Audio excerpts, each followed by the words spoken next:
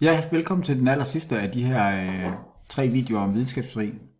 Vi skal tale om moderne videnskabsteori, vi skal tale om den sproglige vending i videnskaben, og dermed også, hvilken betydning det har haft for videnskabsteorien. Og der er vi også nødt til at starte med en filosof.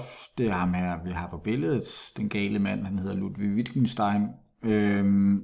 Og han påstod her i starten af 50'erne i en banebrydende bog, at man ikke kan gå bag om sproget. Altså, at man ikke kan tale om en virkelighed uafhængig af sproget.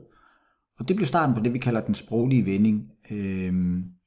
Og den første til at, ligesom, for alvor at drage konsekvensen af de her ting, som Ludwig Wittgenstein sagde inden for videnskabsteorien, det er ham, der hedder Thomas S. Kuhn, i hans bog The Structure of Scientific Revolutions. Man kan sige, at det som Kuhn interesserede sig for, det var dels, hvordan videnskabelig forandring skete, men han interesserede sig også meget grundlæggende i, hvad er videnskab egentlig? Og hvad er videnskabelig viden? Hvilken karakter og status har det egentlig? Og det inspireret af Wittgenstein, så sagde han ligesom, at videnskab det er en slags sprogligt fællesskab eller en social praksis. Og det kaldte han til sammen et paradigme, hvor dem udøverne deler en fælles forståelse af verden, af de videnskabelige problemer, af begreberne, af symbolerne, af de krav, der gælder i forhold til, hvad der er sandt og falsk, og hvad der gælder, altså hvad der vil sige at have empirisk belæg, altså evidens for det, man siger.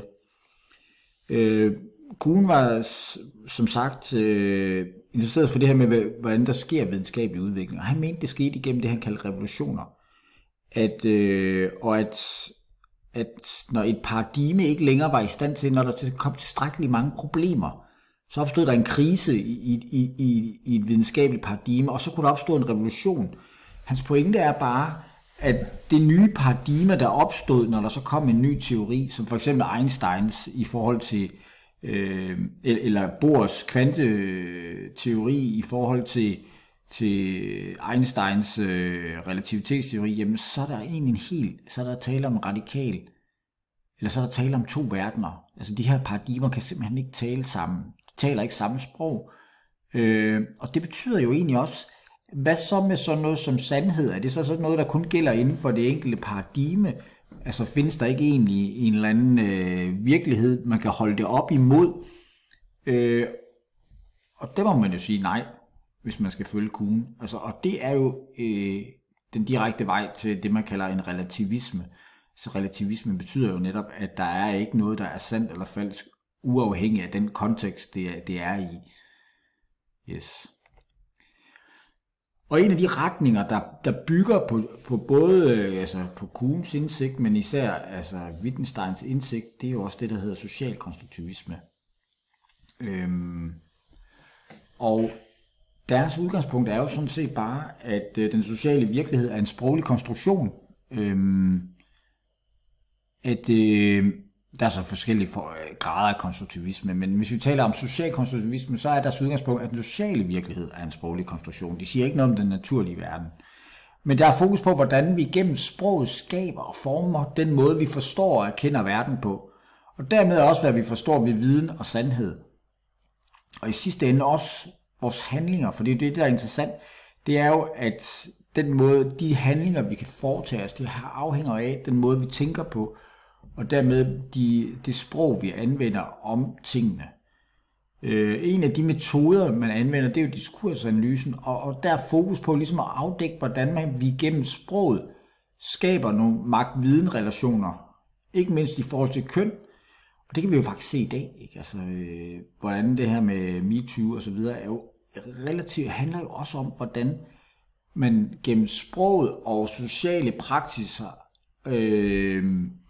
konstituerer nogle magt-vidensrelationer, som holder køn i nogle bestemte kategorier. Og det var egentlig det, som for eksempel ham her, den franske idehistoriker Michel Foucault, havde som hele hans projekt. Det var simpelthen at afdække hvordan de her magt-vidensrelationer blev til, og hvordan de formede nye sandheder. Ja. Inden for historiefaget er det jo så meget det, man kalder den nye kulturhistorie, hvor der netop er fokus på, hvordan mennesker skaber mening med deres liv og deres omverden og deres fortid på. Og der er forskellige metoder også. Altså, der er for eksempel sådan som mikrohistorie. Et godt eksempel, det er ham her, der har lavet den her, der hedder Carlo Ginzburg, der har lavet en bog om, der hedder The Cheese and the Worms, og på baggrund af sådan nogle retsprotokoller fra inkvisitionen i Italien i 1300 eller i 1600-tallet,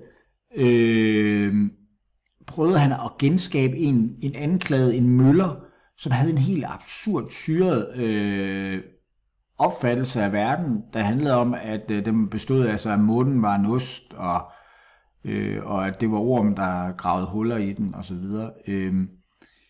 Og ud fra den her meget, meget tætte studie af så sluttede han til, at det var faktisk, eller der kunne han ligesom vise, at det ikke kun galt den her møller, men at det var et langt mere udbredt mentalitet i samtiden. Og dermed kan man sige, det er lige tilbage til der med jeres slutninger, altså der kan man sige, at der går han fra noget meget specifikt til at slutte til noget generelt.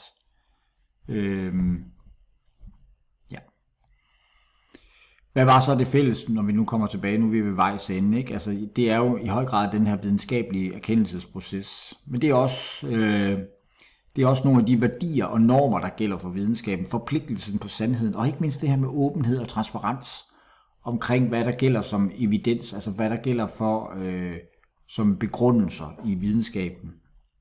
Og her er en af de ting, som virkelig adskiller videnskab fra ikke-videnskab, det er jo for eksempel den her lille ting, vi sætter, når vi laver opgaver. Det er også derfor, jeg siger, at I skal lave dem.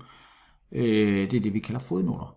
For fodnoten rummer den her åbenhed og transparens omkring vores evidens. Den giver nemlig mulighed for at gå tilbage og kigge forskeren efter i kortene. Hvor har han sin viden fra? Og det er jo ligesom det, der er hele, altså det er jo også på samme måde i naturvidenskaben, der handler det om, at de her eksperimenter skal kunne gentages til enhver tid af nogle andre forskere, og derfor er det vigtigt, at vi skal kunne se, hvordan man er nået frem til de resultater, man er. Yes. Vi skal i meget arbejde med det her med, der hedder den videnskabelige basismodel, og den bliver faktisk meget grundlaget for det, og den er rigtig god at bruge i forhold til, når I skal til at i gang med at lave jeres egen SAP på et tidspunkt. Ikke? Altså, vi skal starte med at finde ud af, hvad er vores spørgsmål? Hvad er det for et problem, vi vil undersøge? Dernæst så kommer vi over til det andet felt herovre. Hvad for nogle metoder, hvad for nogle fag, i første og fremmest, hvad for nogle fag vil vi bruge til at finde svar på vores spørgsmål? Og derefter, hvilke metoder vil vi bruge til at finde svar på vores spørgsmål? Når vi så har gjort det, så skal man stille sig det her spørgsmål, det er nærmest det her videnskabsteoretiske spørgsmål. Hvorfor kan vi så undersøge vores spørgsmål på den måde? Kan de der metoder, vi forestiller os, faktisk bruges til at undersøge det, vi hævder, vi vil undersøge med dem? Kan de overhovedet forenes måske? Altså, kan man forene nogle metoder, der helt tydeligvis er baseret i en positivistisk forståelse af verden, og sammen med nogle helt socialkonstruktivistiske metoder og teorier, altså for eksempel diskursanalyse, som har en helt anden, hvor der ligger nogle helt andre forestillinger om, hvordan verden hænger sammen. Og så til sidst, så må man ligesom prøve at vurdere, hvad er så fordele og ulemper ved det undersøgelser, vi har brugt. Og kunne man gøre noget andet? Det er sådan lidt den, I skal bruge, når I går igennem i forhold til jeres SAP. Det var sådan set bare det, og det var den sidste video. Vi ses. Hej.